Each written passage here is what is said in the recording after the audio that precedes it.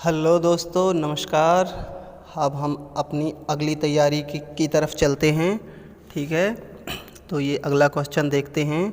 भारत में प्रथम 3 विश्वविद्यालय की सिफारिश पर खुले थे। ठीक है, तो ये किसकी सिफारिश पर खुले थे? Wood dispatch. ठीक है, अगला देखते हैं। कौन सा विश्वविद्यालय खुला विश्वविद्यालय है? तो ये विश्वविद्यालय है नालंदा विश्वविद्यालय, जो कि ये खुला हुआ विश्वविद्यालय है। अगला देखते हैं।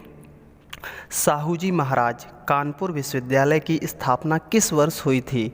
तो इस विश्वविद्यालय की स्थापना हुई थी 1906 में। ठीक है, अगला है 104 नंबर क्वेश्चन। इंदिरा गांधी राष्ट्रीय खुला विश्वविद्यालय की स्थापना किस वर्ष हुई थी? तो ये हुई थी 1985 में। ठीक है, अगला क्वेश्चन है।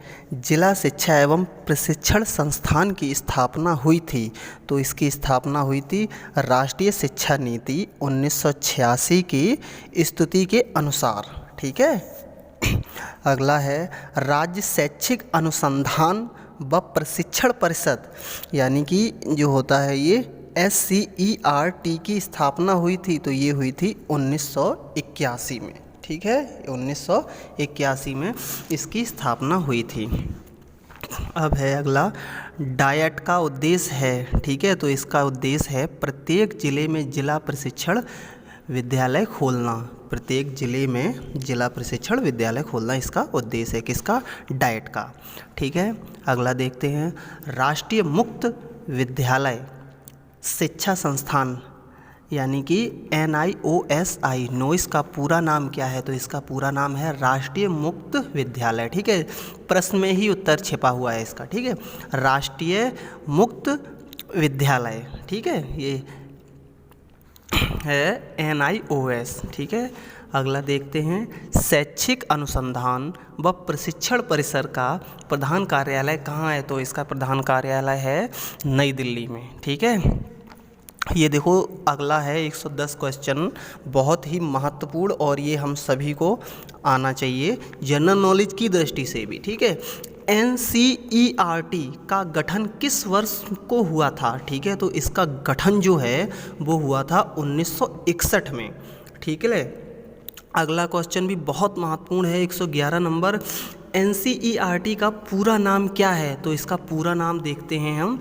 National council of education research and training. ठीक है, इसका फुल फॉर्म है। और हिंदी में देखते हैं राष्ट्रीय शैक्षिक अनुसंधान और प्रशिक्षण परिषद। ठीक है, राष्ट्रीय शैक्षिक अनुसंधान और प्रशिक्षण परिषद। अगला देखते हैं। उत्तर प्रदेश सरकार का शिक्षा निदेशालय कहाँ स्थित है? ठीक है, तो ये बहुत अच्छा क्वेश्चन है। तो उत्तर प्रदेश का जो शिक्षा निदेशालय है वह है प्रयागराज में स्थित। ठीक है, जिसे पहले इलाहाबाद कहते थे, जैसा कि हम सभी जानते हैं, अब ये प्रयागराज है। ठीक है, अगला है। UGC की स्थापना हुई थी। तो UGC की स्थापना हुई थी 1953 में। ठीक है, अगला है। डाइट का मुख्यालय कहाँ है? ठीक है, तो डाइट का मुख्यालय है उत्तराखंड में। ठीक है, हम सभी लोग इसको याद रखेंगे।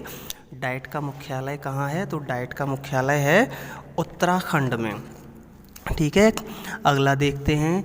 मूल अधिकार को स्थायी रूप से प्रतिबद्ध कौन करता है? तो वह करती है सांसद। ठीक है, जो हमारे मूल अधिकार होते हैं, मौलिक अधिकार, उनको सांसद स्थायी रूप से प्रतिबंध लगा सकती है। ठीक है, और इसमें राष्ट्रपति जो है वो कुछ समय के लिए निलंबित कर सकता है। जैसे कि राष्ट्र में कोई महामारी आ जाए या कोई आपात संकट आ जाए या युद्ध की स्थिति पैदा हो जाए, ऐसी स्थिति में राष्ट्रपति जो हैं वो हमारे मौलिक अधिकार को कुछ समय के लिए स्थगित करते हैं, न कि निलंबित। निलंबित कौन करता है? तो वह करती है सांसद। ठीक है, अगला देखते हैं हम।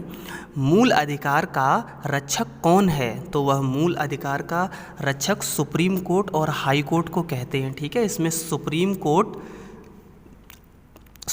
कोर्ट जो है वो है अनुच्छेद 32 में, और हाई कोर्ट है वह है 226 में।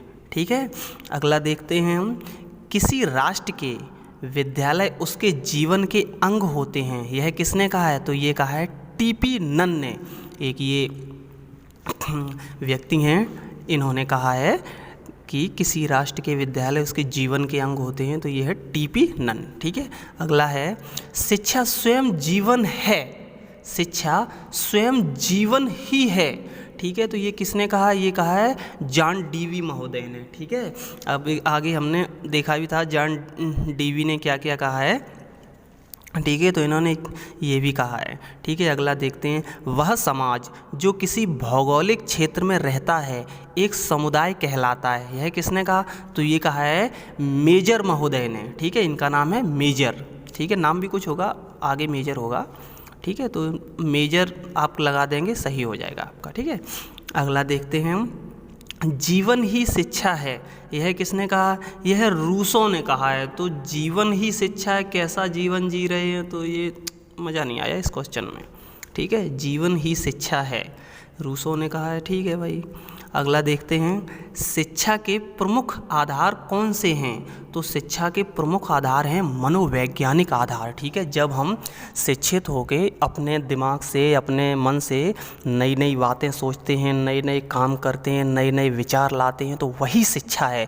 विचार हमारे सही हैं या गलत हैं वो स्थिति के ऊपर निर्भर करते हैं, मगर हमें जो व्यक्ति शिक्षित है उसको नए नए विचार सोचने चाहिए और नए नए काम करने चाहिए। एक जैसी स्थिति मतलब भेड़ चाल में नहीं रहना चाहिए। ठीक है, अगला देखते हैं, शिक्षा का सही स्वरूप क्या है? तो शिक्षा का सही स्वरूप है ज्ञान एवं अनुभव में वृद्धि करना। ठीक है, बहुत अच्छा क्वेश्चन है।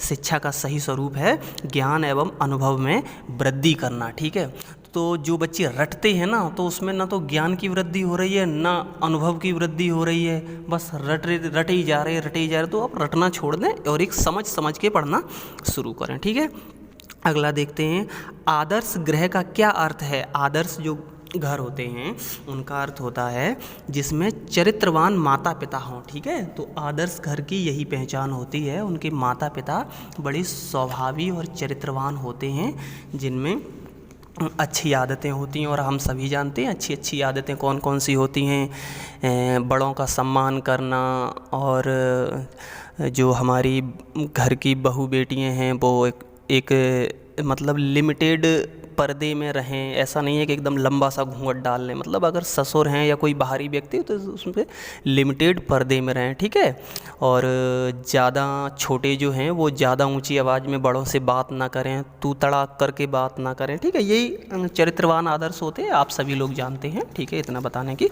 ज़रूरत भी नहीं है। ठीक है, अगला देखते हैं, घर के शैक्षिक कर्तव्य क्या हैं? तो घर के शैक्षिक कर्तव्य हैं प्रारंभिक आदतों का निर्माण करना। जो छोटे छोटे बच्चे होते हैं उनकी जो शुरुआती आदतें होती हैं उनमें अच्छी आदतों का निर्माण करना। ठीक है, अगला है, बालक को विद्यालयी शिक्षा देने के लिए घर का क्या महत्व है? ठीक है, तो उसमें आंसर है घर से बालकों का व्यवहार सुशिक्षित होता है। ठीक है, तो हम भी सीखे हैं और आप भी सीखे हैं, तो हम सबसे पहले कोई भी चीज़ हो घर से सीखते हैं, घर से ना फिर चार दोस्त इकट्ठे होकर पड़ोस से सीखते हैं। ठीक है, तो इसी तरह से इसमें ये बताया गया है। ठीक है, अगला देखते हैं हम, ये 26 नंबर क्वेश्चन है, शिक्षा के साधन के रूप में घर के कार्य हैं। तो ये घर के कार्य हैं बालक का भावात्मक व बौद्धिक विकास करना। ठीक है, ये 26 नहीं 126 है। ठीक है, बाय मिस्टेक। ठीक है, अगला देखते हैं हम, शिक्षा का विषय क्षेत्र है। तो शिक्षा का विषय क्षेत्र है शिक्षा दर्शन। ठीक है, अगला देखते हैं, ये बहुत अच्छा क्वेश्चन है, मशीनों का उपयोग करो पर यह ध्यान रखो कि कहीं मनुष्य बेकार तो नहीं हो रहा है। मैं यंत्रों का विरोधी नहीं हूँ, मैं तो उसके पागलपन का विरोधी हूँ। यह कथन किसका है? तो ये कथन है महात्मा गांधी जी का। इन्होंने बहुत अच्छी बात पहले कही है, जैसे कि आजकल हम मोबाइल, ये भी एक मशीन है, इसका इतना प्रयोग कर रहे हैं कि एकदम पागल हो गए हैं। हमारे पास से अगर 2 घंटे के लिए मोबाइल हटा लिया जाए तो हम एकदम ढूंढते हैं। ठीक है, और इसी के आदी बच्चे भी हो रहे हैं, तो ये चीज़ गलत है। ठीक है, अगला देखते हैं, उत्तम नैतिक चरित्र का विकास शिक्षा है। यह किसने कहा है? यह कहा है स्वामी विवेकानंद जी ने। ठीक है, अगला है, मनुस्मृति के अनुसार हिंदू धर्म के लक्षण हैं 10। ठीक है।